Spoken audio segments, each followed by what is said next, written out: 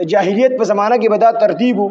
چې دوه کسان به راولګېدل او دواړو به د یو بل سره رورولي جوړه کړه او قسمونه به یې وخوړل چې ته به زما رور یې زه به ستا رور یم او که ما باندې څه سخته راځي ته به زما مدد کوې که په تا څه سخته راځي نو زه به ستا مدد کوم او چې کله ما او تا کې یو کس بړ شي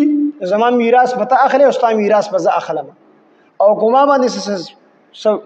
دیت راغی ما څه نقصان وکړو نو هغه نقصان به ته ډکې او ستا نقصان به یو بل سره به قسمونه وخوړل او دوه کسانو به یو بل سره رورولي جوړه کړل نو په ابتدایي اسلام کې چې کله اسلام نوی نوی چې کوم دی شروع راغی او نوی اسلام ولا نو په هغه دور کې چې دغه دوه کسان چې کوم دواړه به یو بل سره رورولي جوړه کړي وه قسمونه به یې خوړلي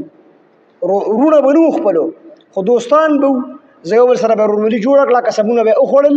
او یو بل سره به چې کوم دی امداد کو نو په ابتدای اسلام کې به دغه کس چې کوم به مړ شو دی دواړو کې یو نو د دې بل نه به یې ورته شپږمه حصه چې کوم دی ورکول نو اوس هم د جمهورو په نیز باندې دا حکم منسوخ شوی دی اوس داسې نشي کېدلی اوس دا حکم منسوخ شوی دی البته امام ابو حنیفه رحمت الله علیه فرمایي چې یو نو مسلم یو نوی کس مسلمان شي او د دې هېڅوک نه وي او د یو مسلمان سره چې کوم دی رورولي جوړه کړي یو بل سره واده معاهده وکړي چې زه به ستا مدد کوم او ته به زما مدد کوې او په دې دوران کې چې کوم دی دا کوم نو مسلم چې دی نوی مسلمان شوی دی مړ شو نو د دې میراث په دا مسلمان روري اخلي په شرط د دې چې د دې دا کم کس چې مسلمان شوی دی د په مسلمانانو کې نور څوک رشتہ داران نه وي کو نور رشتہ داران وي بیا میراث نشي اغستلی او کنه نور رشتہ داران نه وي نو بیا به دک چې کوم د ځان خپل رور جوړ کړی دی دا به چې کوم دی میراث اخلي دا امام ابو حنیفه رحمت الله علیه او د جمهور مسلک دا دی چې په یو صورت کې دغه د نو مسلم میراث نشي اغستلی بلکې د نو مسلم دا میراث چې کوم دی دا کوم پیسې جیداد دا ټول بیت المال دزي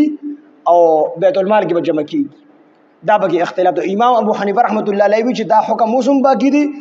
او چې کوم جمهور دي یعنی امام مالک رحمت الله علیه امام شافعی رحمه الله دی وایي چې دا حکم اوس منسوخ شوی دی دا حکم اوس باقی نه دی نو دا حکم د جاهلیت دور نه روانو ابتدای اسلام کې به ته اومش پګه حصہ دغه کس ته ورکوله هغه مال د لپاره وارثان الله وی مونږ مقرر کړی دي مونږ هغه